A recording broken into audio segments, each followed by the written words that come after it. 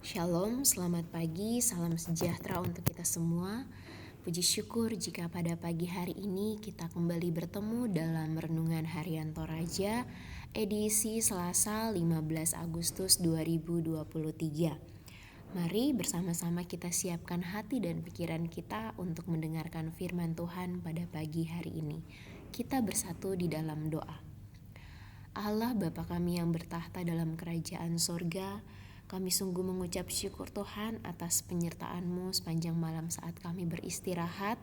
Dan kami mengucap syukur Tuhan untuk berkat-Mu pada pagi hari ini yang Tuhan berikan, yaitu nafas kehidupan yang baru untuk setiap kami, sehingga kami boleh bangun dengan tidak kurang suatu apapun. Tuhan, pada saat ini kami akan mendengarkan sebagian dari firman-Mu.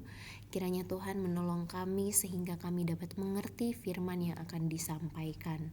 Berfirman-Lah ya Tuhan, karena kami telah siap untuk mendengarkan. Haleluya, amin. Mari kita siapkan pembacaan kita dari Kejadian pasalnya yang ke-41 ayat 46 hingga ayatnya yang ke-57. Firman Tuhan berbunyi, Yusuf berumur 30 tahun ketika ia menghadap Firaun, raja Mesir itu. Maka pergilah Yusuf dari depan Firaun, lalu dikelilinginya seluruh tanah Mesir. Tanah itu mengeluarkan hasil bertumpuk-tumpuk dalam ke-7 tahun kelimpahan itu. Maka Yusuf mengumpulkan segala bahan makanan ke-7 tahun kelimpahan yang ada di tanah Mesir, lalu disimpannya di kota-kota. Hasil daerah sekitar tiap-tiap kota disimpan di dalam kota itu. Demikianlah Yusuf menimbun gandum seperti pasir di laut, sangat banyak sehingga orang berhenti menghitungnya, karena memang tidak terhitung. Sebelum datang tahun kelaparan itu, lahirlah bagi Yusuf 2 orang anak laki-laki yang dilahirkan oleh Asnat, anak Potifera, imam di On.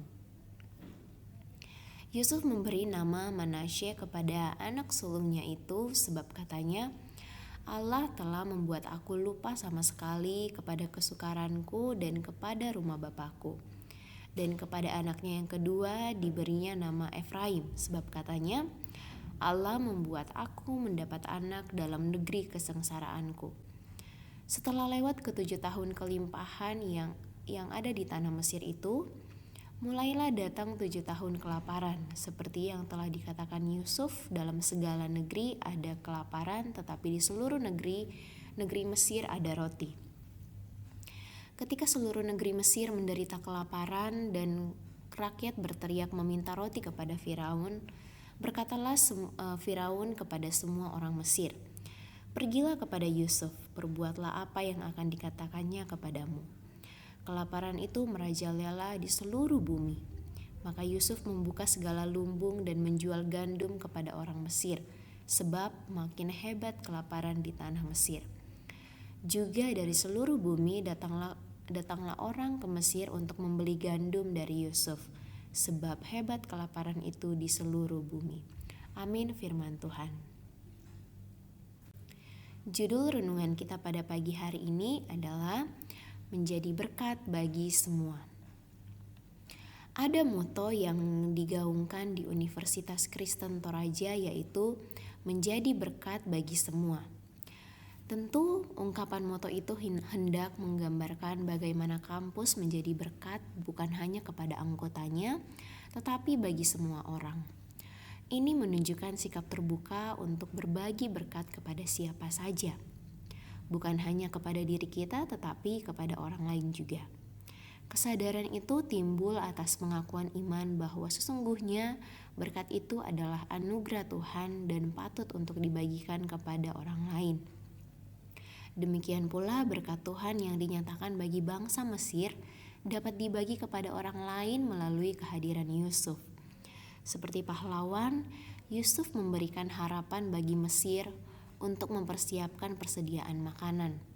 Mereka mendapat petunjuk dari Tuhan yang diartikan oleh Yusuf bahwa akan datang musim kelimpahan dan kekurangan. Dengan hikmat dari Tuhan, Yusuf dimampukan menjadi berkat bagi bangsa Mesir. Seterusnya, ketika musibah kekurangan datang, Maka Yusuf dan Mesir menjadi berkat bagi semua orang yang mengalami kekurangan itu. Bukan hanya kepada Mesir saja, tetapi kepada bangsa lain juga yang mengalami kekurangan. Pertolongan Tuhan dinyatakan kepada semua orang melalui Yusuf yang telah mempersiapkan berkat Tuhan. Berkat yang diberikan Tuhan dan untuk dibagikan kepada semua orang yang membutuhkan. Kita semua adalah orang yang diberkati dan selalu mendapat pertolongan dari Tuhan. Tak terselami kebaikan Tuhan dalam hidup kita. Namun demikian, Tuhan memberi tanggung jawab kepada kita untuk menjadi alatnya membagi berkat bagi sesama, tanpa memandang latar belakang dan agamanya. Hidup berbagi berkat adalah panggilan iman yang patut dilakukan oleh semua umat Tuhan. Amin firman Tuhan. Mari kita bersatu di dalam doa. Sungguh indah firman-Mu Tuhan yang boleh hadir bersama-sama dengan kami pada pagi hari ini. Kami boleh diingatkan kembali bahwa Tuhan sudah melimpahkan banyak sekali berkat dalam kehidupan kami. Dan dengan apa yang sudah Tuhan berikan, itu juga bisa kami gunakan Tuhan untuk terus memberkati orang lain. Kami percaya bahwa kami telah diberkati dan kami percaya Tuhan akan memampukan kami untuk juga menjadi berkat bagi orang lain di sekitar kami. Kiranya Tuhan menolong kami untuk selalu mengucap syukur atas berkat yang kami terima dan kami boleh membagikan itu kepada orang lain. Tuhan, pada saat ini kami berdoa untuk setiap kami yang mungkin saat ini dalam kelemahan tubuh. Kiranya Tuhan terus menolong kami, menguatkan kami, dan memberikan kami kesehatan sehingga kami boleh kembali pulih dan menjalani aktivitas kami dengan tidak kurang suatu apapun. Dan Tuhan, kami berdoa untuk setiap kami yang mungkin saat ini mengalami pergumulan. Kiranya Tuhan terus menolong kami untuk dapat melewati setiap hal yang boleh Tuhan hadirkan dalam kehidupan kami ini ya Tuhan. Tuhan, kami berdoa untuk aktivitas kami dari pagi hingga sepanjang hari ini, semuanya kami mau serahkan ke dalam tangan pengasihan-Mu. Biarlah apa yang kami kerjakan Tuhan pada pagi hari ini bahkan seterusnya itu boleh membawa kemuliaan bagi nama-Mu. Terima kasih Tuhan, inilah doa kami, di dalam nama Tuhan Yesus kami berdoa dan mengucap syukur. Haleluya, amin. Demikian renungan kita pada pagi hari ini. Selamat beraktivitas, Tuhan Yesus memberkati. Shalom.